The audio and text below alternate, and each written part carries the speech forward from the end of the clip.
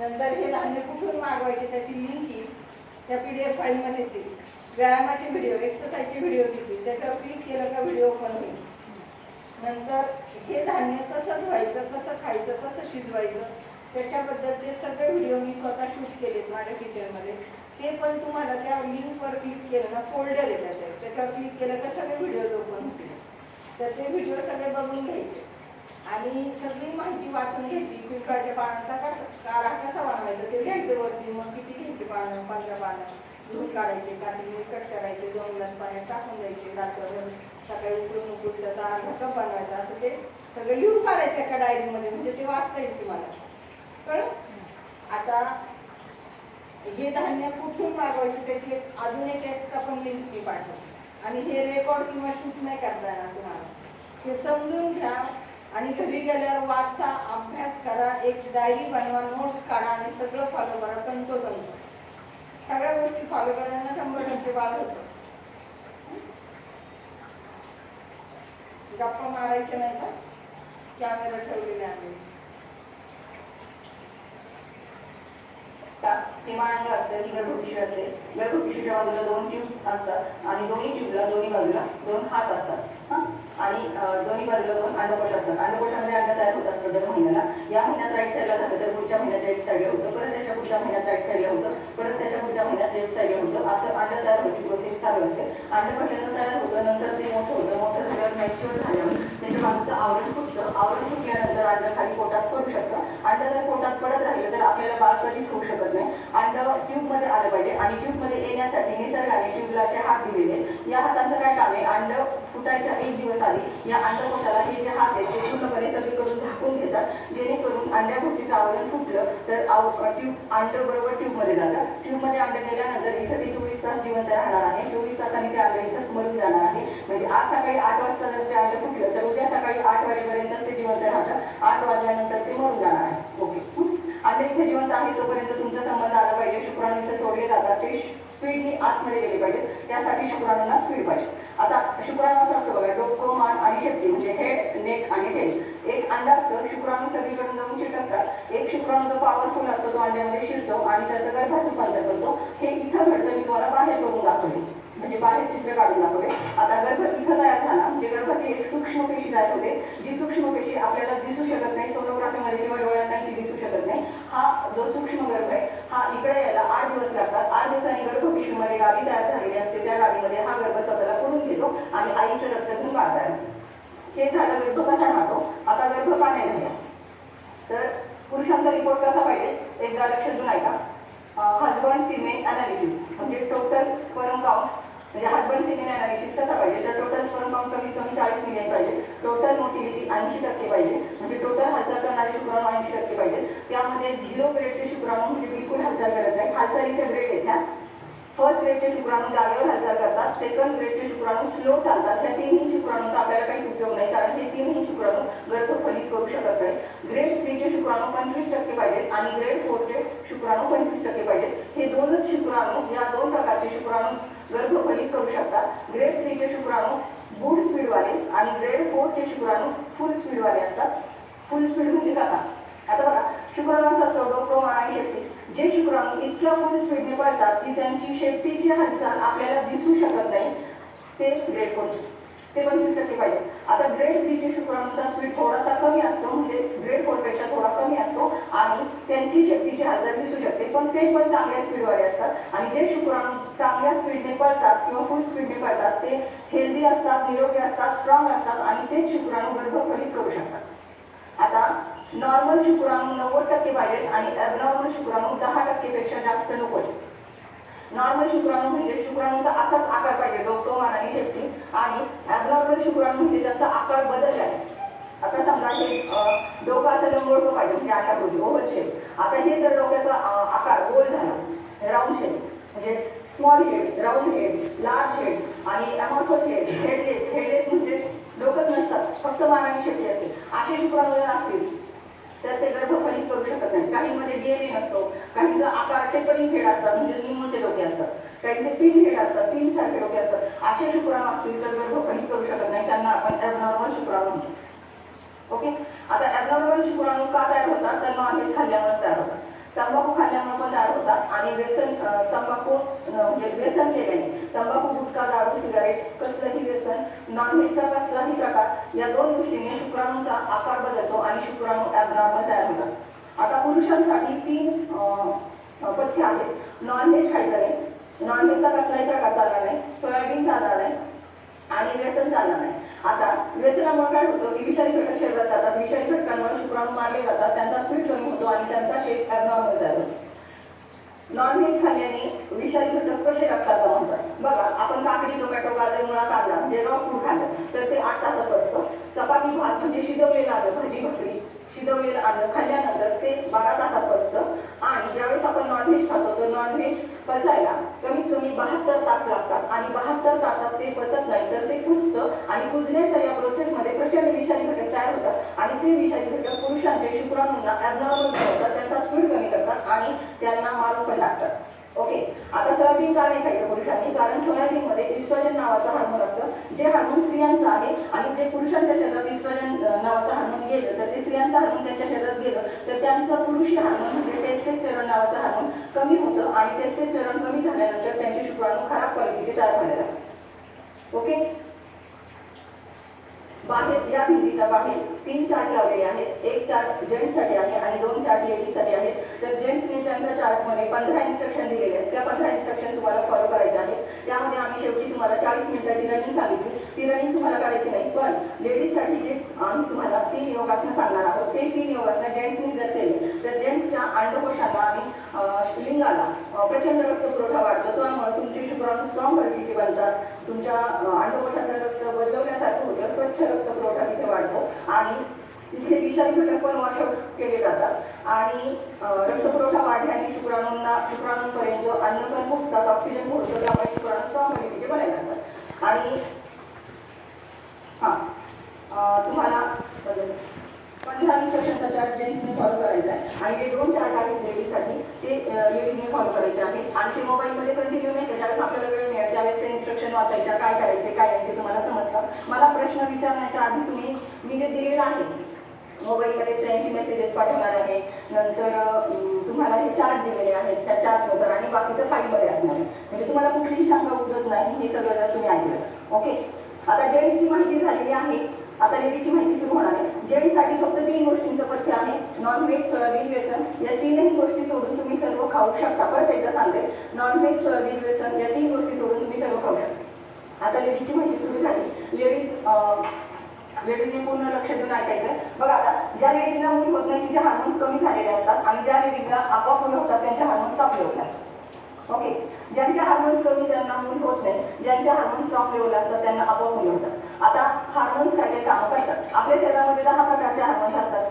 पहिलं हार्मोन अंड बनवतं, दुसरं हार्मोन अंड फोडतं, तिसरं हार्मोन गर्भ तयार करतं, चौथं हार्मोन अस्तर बनवतं आणि 5वं, 6वं, 7वं, 8वं, 9वं, 10वं हे बाकीचे सगळे हार्मोन्स गर्भ वाढवण्यासाठी लागतात. म्हणजे अंड बनवण्यापासून गर्भ वाढवेपर्यंत हार्मोन्स लागतात. मग ज्या लेडीचे हार्मोन्स कमी तिला बाळ होईल का? ओके. आता मी गोळ्या कशाच्या दिल्या? माझ्या गोळ्या काय काम करणार आहे? पहिली स्टेप आहे अंड बनलं पाहिजे. अंड बनवण्यासाठी ही गोळी दिली. ही गोळी काय काम करणार आहे? तर फक्त अंड बनवण्याचं काम करणार आणि ही गोळी 5 दिवसांची असते. इतर सर्व गोळ्या 1 महिन्याच्या असतात. या गोळ्या फक्त 5 दिवस खायच्या असतात, त्यामुळे तुम्हाला या 5 दिवसाच्या दिलेल्या असतात. या गोळीचं काय काम आहे? अंड तयार करणे. पहिली स्टेप कंप्लीट झाली, अंड बनलं पाहिजे. आता दुसरी स्टेप आहे अंड फुटलं पाहिजे. अंड फोडण्यासाठी गोळी नसते तर इंजेक्शन असतं. ते इंजेक्शन आपल्याला कधी घ्यायचंय तर पाळीच्या 10व्या दिवसापासून तुम्ही दर महिन्याला तुम्ही जिथे राहता तिथे ओव्ह्युलेशन स्टडीची किंवा फॉलिक्युलर स्टडीची सोनोग्राफी करायची आणि तो रिपोर्ट तुम्ही मला व्हॉट्सअपला पाठवायचा. तो रिपोर्ट पाहून अंड्याची साईज बघून मी तुम्हाला इंजेक्शनचं नाव व्हॉट्सअपला लिहून पाठवेल. ते इंजेक्शन तुम्ही तिथेच मेडिकलमध्ये विकत घ्यायचं आणि तुमच्या फॅमिली डॉक्टरांकडून टोचून घ्यायचं किंवा कुठल्याही सिस्टरकडून टोचून घेतलं तरी चालेल. आणि मला इंजेक्शन घेतल्यानंतर तुम्ही इंजेक्शनचा फोटो पण मला पाठवायला पाहिजे आणि इंजेक्शन घेतल्यानंतर मी तुम्हाला परत सोनोग्राफी करायला सांगणार आणि अंड फुटेपर्यंत तुम्हाला सोनोग्राफी करायची आहे. तर पहिली स्टेप होती अंड बनवण्यासाठी गोळी दिली, अंड बनलं पाहिजे. दुसरी स्टेप होती अंड फुटलं पाहिजे, अंड फोडण्यासाठी आपण इंजेक्शन दिलं. आता तिसरी स्टेप आहे अंड्याचं गर्भात रूपांतर झालं पाहिजे. अंड्याचं गर्भात रूपांतर होण्यासाठी 2 गोष्टी लागतात. पहिली गोष्ट लागते अंड चांगल्या क्वालिटीचं बनलं पाहिजे. जसं शेतकरी चांगल्या क्वालिटीचं बियाणं घेतो तेव्हा त्या बियाचं रोपात रूपांतर होतं. जर बी चांगल्या क्वालिटीचे असेल तर त्याचं रोपात रूपांतर होतं. अगदी तसंच आपलं अंड चांगल्या क्वालिटीचं बनलं तरच आपल्या अंड्याचं गर्भात रूपांतर होतं. अंड्याचं गर्भात रूपांतर होण्यासाठी अंड चांगल्या क्वालिटीचं बनण्यासाठी ही गोळी दिली. ही गोळीमध्ये काय टाकलेलं आपण 4-5 प्रकारचे जीवनसत्व टाकलेत आणि एक विषारी घटक बाहेर काढणारं औषध टाकले याच्यामध्ये. तर जे जीवनसत्व आहेत ते अंड्याचा पोषण सप्लाय करणार, म्हणजे न्यूट्रिशन प्रोव्हाइड करणार आणि अंड चांगल्या क्वालिटीचं बनवणार. आणि विषारी घटक बाहेर काढणारं जे औषध आहे ते अंड्यामध्ये विषारी घटक बाहेर काढणार, त्यामुळे अंड स्ट्रॉंग क्वालिटीचं बनणार. अंड चांगल्या क्वालिटीचं बनवण्यासाठी गोळी.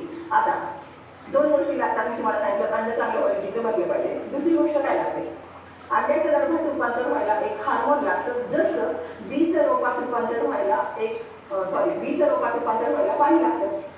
2 गोष्टी लागतात बीचं रोपात रूपांतर व्हायला. काय लागतं, एक तर बी चांगल्या क्वालिटीची पाहिजे आणि दुसरी गोष्ट पाणी पाहिजे. सेम अगदी तसंच आपल्या अंड्याचं गर्भात रूपांतर व्हायला अंड चांगल्या क्वालिटीचं बनले पाहिजे आणि दुसरी गोष्ट एक हार्मोन पाहिजे. आता बघा, एक हार्मोन पाहिजे, त्या हार्मोनची गोळी आपण दिली तुम्हाला पाळीच्या 11व्या दिवसापासून. ही गोळी पाळीच्या 11व्या दिवसापासून सुरू करायची, पाळी आल्यानंतर बंद करायची, उरलेल्या गोळ्या परत 11व्या दिवसापासून चालू करायच्या. ओके, तर ही गोळी काय काम करणार आहे, अंड्याचं गर्भात पण रूपांतर करणार आणि गर्भाला पण वाढवणार. जसं आपण बीचं रोपात रूपांतर व्हायला पाणी टाकलं तेव्हा बी रोप तयार झालं. आता रोपात रूपांतर झालं, आपण पाणी द्यायचं बंद करतो का, नाही. जसं रोपाला वाढवायला पण पाणी लागतं, सेम तसंच ही गोळी काय करते, गर्भाला पण वाढवते, म्हणजे डबल काम करते. ओके, आता बघा, पहिली स्टेप होती अंड बनले पाहिजे, दुसरी स्टेप होती अंड फुटलं पाहिजे, तिसरी स्टेप होती अंड्याचा गर्भ तयार झाला पाहिजे. आता चौथी स्टेप आहे गर्भ इथून इथपर्यंत वाहून आणला गेला पाहिजे. गर्भ जर इथून इथपर्यंत वाहून आणला गेला तरच आपल्याला बाळ होणार आहे. आता बघा, गर्भ जर इथं राहिला तर एक तर तो मरून जाईल, किंवा तो जर तिथं चिकटला म्हणजे इम्प्लांट झाला, रुजला आणि तो मोठा व्हायला लागला तर ट्यूब फाटते, ब्लिडिंग सुरू होतं, पेशंट चक्कर येऊन पण पडू शकते, पोटात प्रचंड दुखायला लागतं. तुम्ही डॉक्टरांकडे जर गेले, डॉक्टर सोनोग्राफी करतात आणि म्हणणार तुम्हाला ट्यूबल प्रेग्नन्सी राहिली आणि ती फुटले, रप्चर झाली ट्यूब. मग अशा वेळेस तुम्हाला अर्जंट ऑपरेशन करून ट्यूब काढून टाकावी लागते. म्हणजे कुठल्याही परिस्थितीत आपला गर्भ इथं राहिलाच नाही पाहिजे, तो कसल्याही परिस्थितीत इकडे आलाच पाहिजे. ओके, तर गर्भ इथून इथपर्यंत वाहून आणण्यासाठी कोणत्या 2 गोष्टी लागतात. पहिली गोष्ट लागते, तुमची ट्यूब ओपन पाहिजे, स्वच्छ पाहिजे आणि गुळगुळीत पाहिजे. ओपन आहे हे कळलं, लॅप्रोस्कोपी HSG केले तुम्ही, तुमचे ट्यूब ओपन आहे. ओके, ट्यूब ओपन आहे हे कळलं, पण ट्यूब आतून स्वच्छ आहे का, गुळगुळीत आहे का हे कुठल्याही तपासणीतून आपल्याला समजू शकत नाही. कारण या ट्यूब खूप बारीक असतात, दोरखडी शिवायचा दोरा जाईल आतमध्ये एवढी जागा असते, त्यामुळे दोऱ्या एवढी दुर्बीण अजूनपर्यंत तयार झालीच नाही. ओके, तुमच्या ट्यूब आतून स्वच्छ आणि गुळगुळीत होण्यासाठी कुठलीच गोळी नाही, औषध नाही, इंजेक्शन नाही. मग त्यासाठी काय करायचं, अशा वेळेस मी घरगुती उपचार शोधून काढले. जिथं गोळी देऊ शकत नाही त्या ठिकाणी मी अजून अभ्यास केला आणि मी घरगुती उपचार काय करता येतील, पेशंटला काय सांगते ती त्याच्यावर अभ्यास केला. आणि ट्यूब आतून स्वच्छ आणि गुळगुळीत होण्यासाठी तुम्हाला 4 गोष्टी कराव्या लागतील. एक्सरसाइज करावी लागेल, व्यायाम करावा लागेल, नंतर लिंबाच्या पानाचा काढा, एरंड तेलाचा मसाज आणि एरंड तेलाचा शेक, या 4 गोष्टींमुळे तुमच्या ट्यूब आतून स्वच्छ आणि गुळगुळीत होतात. ओके, आता हा पहिला पॉईंट झाला. आता दुसरा, गर्भ इथून इथपर्यंत वाहून आणण्यासाठी पहिला पॉईंट काय होता, ट्यूब ओपन पाहिजे, स्वच्छ पाहिजे, गुळगुळीत पाहिजे. ओपन पाहिजे, क्लीन पाहिजे, स्मूथ पाहिजे. दुसरा पॉईंट, ट्यूबची हालचाल झाली पाहिजे. जगातल्या सगळ्या बायका ज्यांना आपोआप मुलं होतात त्यांच्या ट्यूब अशा हालचाल करत असतात कंटिन्युअसली. आता या हालचालीमुळे हा गर्भ पुढे ढकलत अंगाला. आता बघा, हा गर्भ केवढा आहे, सूक्ष्म गर्भ आहे, एका पेशीचा गर्भ आहे, याला आपण सिंगल सेल एम्ब्रियो म्हणतो. ओके, हा गर्भ इथून इथपर्यंत कसा आणला जातो, त्याला पाण्याने चालायला. एका पेशीचा गर्भ म्हणजे 50 लाख पेशी पण आपल्याला डोळ्यांना दिसू शकत नाही, मग एका पेशीचा गर्भ दिसेल का. मग हा गर्भ इथून इथपर्यंत कसा आणला जातो, तर या ट्यूबच्या हालचालीमुळे आणला जातो, याला पेरिस्टाल्टिक मुवमेंट म्हणतात. या ट्यूबच्या हालचालीमुळे हा गर्भ पुढे ढकलत आणला जातो. ट्यूब किती लांब असतात, हे मधलं बोट आणि ही मनगटाची रेष एवढंच अंतर असते, या ट्यूब एवढंच लांब असतात. एवढं अंतर कापायला त्या गर्भाला 8 दिवस लागतात, कारण त्याला पाय नाही चालायला. या ट्यूबच्या हालचालीमुळे थोडा पुढे ढकलत आणला जातो. ओके, आता ट्यूबची हालचाल जर होत नसेल, आत्ताच एक नवीन संशोधन झालेले की ज्या लेडीजला मुलं होत नाही त्यांच्या 80 ते 90% रक्तवाहिन्या ब्लॉक झालेल्या असतात गर्भपिशवीच्या. आता बघा, गर्भपिशवीच्या रक्तवाहिन्या ब्लॉक आहे त्याचा अर्थ काय, की आपल्या गर्भपिशवीपर्यंत शुद्ध रक्त पोहोचत नाही, शुद्ध रक्तातून अन्नकण पोहोचत नाही आणि ऑक्सिजन पोहोचत नाही. म्हणजे 10-12 रक्तवाहिन्या असतील तर त्याच्यातली एक रक्तवाहिनी रक्त पुरवठा करत असते, बाकीच्या सगळ्या रक्तवाहिन्या ब्लॉक झालेल्या असतात. आपल्या प्रत्येक पार्टला रक्तवाहिन्यांचं जाळ आहे, म्हणजे आपल्या स्किनला पण आहे. आपण कुठं पण ब्लेड मारलं तर रक्त येतं. याचा अर्थ काय होतो की आपल्या सगळ्या पार्टला रक्तवाहिन्यांचं जाळ असतं. आपली नेटची साडी कशी असते तसं रक्तवाहिन्यांचं जाळ असतं गर्भपिशवीला सुद्धा. आता रक्तवाहिन्यांमध्ये अशुद्ध रक्त फिरत असतं, कारण रक्तवाहिन्या ब्लॉक झालेल्या आहेत, त्यामुळे शुद्ध रक्त पोहोचत नाही. अशुद्ध रक्त तिथंच फिरत राहतं, ते पुढे ढकललं जात नाही. ओके, आता जे हे रक्तवाहिन्या ब्लॉक का झाल्या? पूर्वीच्या बायका विहिरीतनं पाणी शेंदायच्या, पोटातलं प्रेशर वाढायचं, जात्यावर जाळायच्या, पोटातलं प्रेशर वाढायचं, 2 पाय बसून चालवायच्या, 2 पाय बसून खुरपायच्या, 2 पाय बसून पाट्यावर वाटायच्या. आता आपण उभा राहून झाडतो, उभा राहून फरशी पुसतो, उभा राहून स्वयंपाक करतो, आपलं मिक्सर सुद्धा वरती ठेवलेले. बऱ्याच ठिकाणी वॉशिंग मशीन आहे, त्यामुळे 2 पाय बसायचं वेळ येत नाही, खूप क्वचित आपण 2 पाय बसतो. आणि याच्यामुळे काय झालं की आपण आपली उठ बस होत नाही, त्यामुळे गर्भपिशवीपर्यंत आपण ज्यावेळेस खाली बसतो त्यावेळेस खालचं रक्त वरती फेकलं जातं, आणि ज्यावेळेस आपण उभा राहतो त्यावेळेस शुद्ध रक्त तिथं जागा घेतं. जे फेकले गेले आणि मोकळी झाली ती जागा, तिथे शुद्ध रक्त जातं. यामुळे काय होतं, ब्लड सर्क्युलेशन चालू राहतं. पण आपण सगळं उभा राहून करायला लागल्यामुळं गर्भपिशवीला रक्तवाहिन्या ब्लॉक होऊन गेलेल्या, गर्भपिशवीच्या रक्तवाहिन्या ब्लॉक झाल्यामुळं जे जाळं आहे रक्तवाहिन्यांचं त्याच्यामध्ये अशुद्ध रक्त फिरते, आणि त्या रक्ताचा रंग असा झालेला असू शकतो. आता बघा, हे जे आहे निळं रक्त आपण हे बघतो व्हेन्स मधलं, तर ते निळं रक्त आहे, म्हणजे त्याच्यामध्ये पण विषारी घटक आणि कार्बन डायऑक्साईड नावाचा विषारी वगैरे, पण त्याच्यामध्ये त्याचा रंग निळा झालाय. पण आपल्या गर्भपिशवीचं रक्त खूप वर्षापासून बदललंच गेलं नसेल तर त्याचा रंग असा होऊ शकतो, आणि त्यामध्ये कार्बन डायऑक्साईड नावाचा विषारी वायू तर आहेच, पण त्याच्यामध्ये विषारी घटक पण खूप आहेत, आणि विषारी घटकांमुळे त्याचा रंग असा झालेला आहे. ओके, तर आपल्याला हा रंग जर बदलायचा असेल तर हे रक्त पुढे ढकललं गेलं पाहिजे. शुद्ध रक्त तिथं आलं, शुद्ध रक्त समजा हे शुद्ध रक्त आहे आणि हे अशुद्ध रक्त, शुद्ध रक्त जर इथं आलं तर अशुद्ध पुढे ढकललं जाईल आणि आपल्या गर्भपिशवीचं रक्त बदलत जाईल. पण आता यासाठी रक्त पुरवठा वाढला पाहिजे, आणि गर्भपिशवीपर्यंत रक्त पुरवठा जर वाढला याचा अर्थ ट्यूबपर्यंत पण रक्त पुरवठा वाढेल, आणि रक्त पुरवठा वाढला तर ट्यूबची हालचाल चालू होईल. आपण असा विचार केला की आपल्या ट्यूब जर हालचालच करत नसतील तर आपला गर्भ इथून इथपर्यंत वाहून आणला जाणार. मग ट्यूबची हालचाल चांगली होण्यासाठी गर्भपिशवीला रक्त पुरवठा पाहिजे, आणि रक्त पुरवठा वाढवण्यासाठी कुठलीही गोळी नाही, औषध नाही, इंजेक्शन नाही. मग त्यासाठी काय करायचं, तर एकच गोष्ट करायची, एक्सरसाइज करायची. एक्सरसाइजमध्ये आपल्या हार्टची पंपिंग वाढते, आपला हार्ट रेट वाढतो, पंप केलं जातं रक्त, सगळ्या शरीरात पंप केलं जातं, अशुद्ध रक्त वरती आलं जातं, शुद्ध करून पाठवलं जातं, कारण आपल्या शरीरामध्ये फक्त 5 लिटर रक्त असतं, ते शुद्ध करून सर्क्युलेट केलं जातं. ओके, आता आपल्याला जर रक्त पुरवठा वाढवायचा असेल तर आपल्याला एक्सरसाइज करावी लागेल. मग एक्सरसाइज कोणती करायची? एक्सरसाइज किती झाली? एक्सरसाइज कोणती करायची तर सूर्यनमस्कार करायचे. किती करायचे सूर्यनमस्कार? तर रोजचे 100 सूर्यनमस्कार केले पाहिजे, सकाळी 50 आणि संध्याकाळी 50. आता माझं वय 52 चालू आहे, मी 100 सूर्यनमस्कार अर्ध्या तासात करते. मग तुम्ही तर करू शकता का? 50 तर करू शकता अर्ध्या तासात. ओके, हां, आता बघा, सूर्यनमस्कार सकाळी 50 आणि संध्याकाळी 50 करायचे. 15 मिनिटात 50 सूर्यनमस्कार आरामात होतात. फक्त स्पीड वाढवायचा, आणि स्वतःचीच नाही का, स्वतःचीच कॉम्पिटिशन करायची, स्वतःच रेकॉर्ड ब्रेक करायचे आपल्याला. म्हणजे रोज सूर्यनमस्कारचा स्पीड वाढवायचा हळूहळू. मी एका मिनिटात जर खूप स्पीडने केले तर 4 सूर्यनमस्कार करू शकते. तर 3.5 तर होतातच माझे, 2 मिनिटात माझे 7 होतात. म्हणजे स्पीडने करते, मी डेली करते. आता बघा, सूर्यनमस्कार कसे वाढवायचे?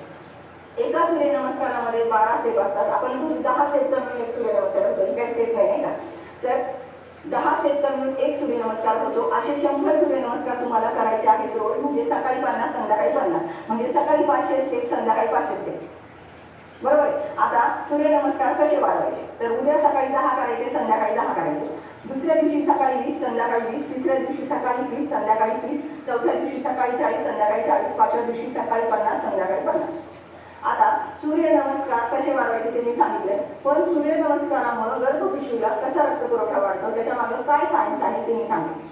आपण पहिली स्टेप अशी करतो, मग मागे जातो, मग खाली वागतो, मग हा पाय मागे घेतो. आपण खाली बसलेला असतो, आपले हात आणि पाय टेकलेले असतात, आणि हा पाय मागे गेलेला असतो, आणि ही बाजू आपली फोल्ड झालेली असते, म्हणजे दुमडलेली असते, आणि ही बाजू फोल्ड झाल्यामुळं या बाजूचा रक्त पुरवठा तात्पुरता बंद होतो, आणि इकडचा सगळा फ्लो जो आहे बंद झाल्यामुळं सगळा फ्लो आणि इकडचा पण फ्लो असा डबल फ्लो या भागाला जातो. म्हणजे गर्भपिशवी, अर्धी गर्भपिशवी, ट्यूब, हात आणि अंडकोश या भागाला जातो. नंतर आपण हा पाय पण मागे घेतो आणि हा पाय पुढे घेतो, आणि आपण एक्झॅक्टली अपोजिट म्हणजे ही बाजू फोल्ड झालेली असते, ही बाजू निवडलेली असते, या भागातला रक्तपुरवठा तात्पुरता बंद झालेला असतो, त्यामुळे सगळा ब्लड फ्लो या भागाला जातो आणि म्हणजे गर्भपिशवीच्या या भागाला जातो, म्हणजे एका सूर्यनमस्कारात पूर्ण गर्भपिशवीला रक्तपुरवठा होतो. ओके, सूर्यनमस्कार झाल्यानंतर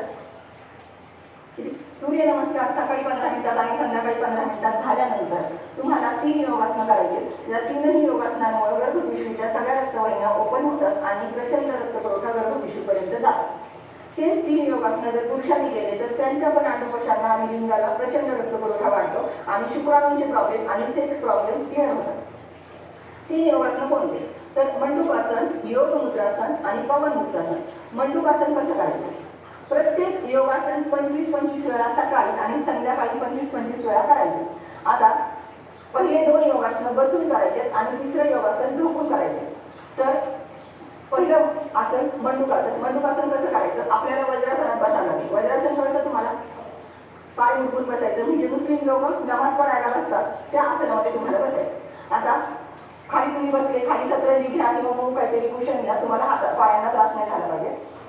वज्रासनात बसल्यानंतर आपल्या मोबाईलमध्ये क्लॉक असतं, क्लॉक म्हणजे घड्याळ ओपन करायचं, त्यामध्ये स्टॉपवॉच असतं, स्टॉपवॉच ओपन करायचं आणि 0वर आणून ठेवायचं.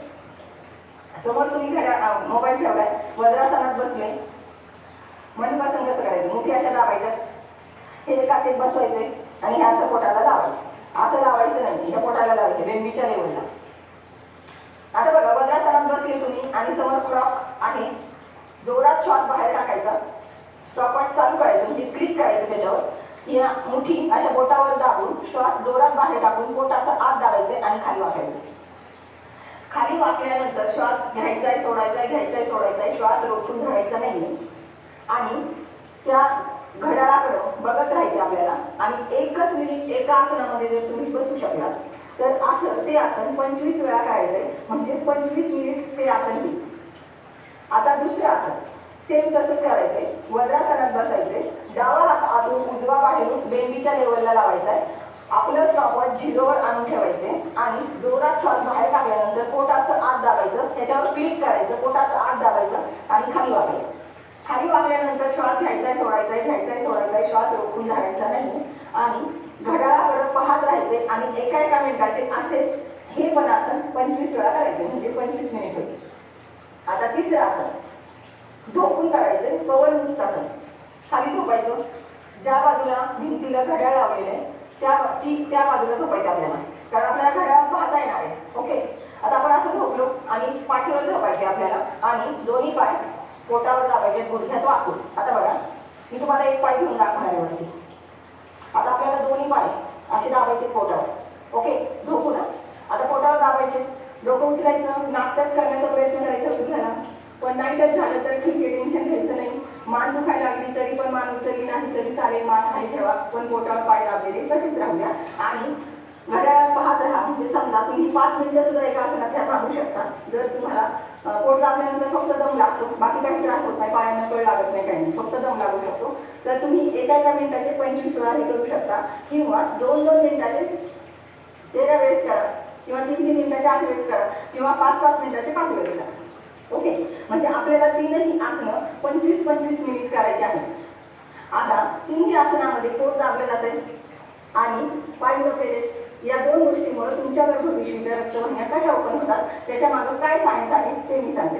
कारण मी MBBS आहे, मी शरीराचा अभ्यास केला आहे आणि मी योग टीचर पण ट्रेनिंग केलेले आहे, म्हणजे योगाचा पण अभ्यास केलेला आहे. तर या 3 योगासनामुळे गर्भपिशवीच्या रक्तवाहिन्या कशा ओपन होतील त्याच्या मागे काय सायन्स आहे ते मी सांगणार आहे. आपल्याला 3ही आसनामध्ये पाय मुडपलेले आणि म्हणजे पाय फोल्ड झालेले आणि पोट दाबले जाते. तर याच्याने नेमका काय ऍक्शन होणार आहे ते मी सांगते. आपलं इथं हार्ट आहे, हार्टपासून एक मोठी रक्तवाहिनी निघते, म्हणजे हार्ट आपलं पंप करून सगळ्या शरीरामध्ये रक्त पोहोचवण्याचं काम करत असतं आणि सगळं अशुद्ध रक्त वरती आणलं जातं आणि ते शुद्ध करून पाठवण्याचं काम ते करत असतं. आता मोठी रक्तवाहिनी निघते हार्टपासून, इथून निघते, आपल्या छातीतून जाते आणि पोटात लिव्हरच्या पाठीमागून बेंबीच्या साईडने ती खालपर्यंत पोटात जाते.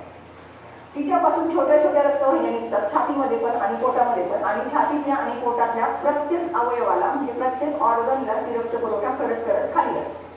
आपल्याला इतर ऑर्गनचं काही घेणं देत नाही, आपण गर्भपिशवीवर फोकस आहे आपला. आता बघा, गर्भपिशवीच्या साईडने ती रक्तवाहिनी जाते, तिच्यापासून एक छोटी रक्तवाहिनी निघते, गर्भपिशवीच्या छताला रक्त पुरवठा करते, दुसरी रक्तवाहिनी ट्यूबला करते, तिसरी रक्तवाहिनी हाताला करते, चौथी रक्तवाहिनी अंडकोशाला करते, पाचवी रक्तवाहिनी या अंडकोशाला, सहावी या हाताला, सातवी ट्यूबला, आठवी या भागाला, 9वी 10वी 11वी 12वी म्हणजे 12 रक्तवाहिन्या निघतात तिथून छोट्या छोट्या, आणि त्या गर्भपिशवीच्या प्रत्येक पार्टला रक्तपुरवठा करत असतात. आता आपण तिन्ही आसनामध्ये पाय मुडपलेले, याच्याने काय होईल बघा. आता बघा, इथं ती रक्तवाहिनी आली पोटामध्ये, खाली ओटीपोटात, खाली गेल्या ओटीपोटात गेल्यानंतर तिच्या 2 ब्रांचेस होतात, 2 फांद्या होतात, आणि दोन्ही पायांना त्या दोन्ही ब्रांचेस सप्लाय करत असतात, रक्तपुरवठा करत असतात. बोटाच्या टोकापर्यंत, पायाच्या प्रत्येक बोटाच्या टोकापर्यंत ही रक्तवाहिनी रक्तपुरवठा करत असते, छोट्या छोट्या ब्रांचेस होतात. हे समजलं तुम्हाला. आता आपण पाय मुडपलेले म्हणजे पायांना तात्पुरता रक्तपुरवठा बंद झाला. आपला हा गार्डन पाईप आहे, रबरी पाईप, आपण तो मुडपला तर पुढे पाणी जायचं बंद होतं ना. हा, मग आता आपण पाय मुडपलेले म्हणजे पायांना तात्पुरता रक्तपुरवठा बंद झाला आपला. आता पायांकडे जाणारा जो फ्लो असतो, म्हणजे पाय हे अर्ध शरीर आहे ना आपलं, मग पायांकडे जाणारा फ्लो खूप असतो, ब्लड फ्लो खूप मोठं रक्त पायांकडे जातं. तर पायांकडे जाणारा ब्लड फ्लो तात्पुरता बंद होतो आणि ते सगळं रक्त त्या पोटातल्या रक्तवाहिनीमध्ये म्हणजे मोठ्या पाईपमध्ये साचून राहतं. वरती तर ते रक्त जाऊ शकत नाही, कारण आपलं हृदय पंप करतंय, पंप करून खाली टाकते, सोडते रक्त, बाहेर कंटिन्यू पुश करते रक्त, मग वरती जाईल का रक्त? नाही. मग त्या पाईपमध्ये जाणार आहे, पायांकडे जाणारा जो फ्लो आहे तो त्याच पाईपमध्ये म्हणजे मोठ्या रक्तवाहिनीमध्ये पोटातल्या जमा राहील. आता आपण वरून काय करतोय, पोट दाबतोय ना, तिन्ही आसनामध्ये पोट दाबलं जाते, म्हणजे आपण ती मोठी रक्तवाहिनी दाबतोय. मग मोठी रक्तवाहिनी दाबली जाते म्हणजे ते सगळं रक्त सगळ्या पोटातल्या टाकायचं.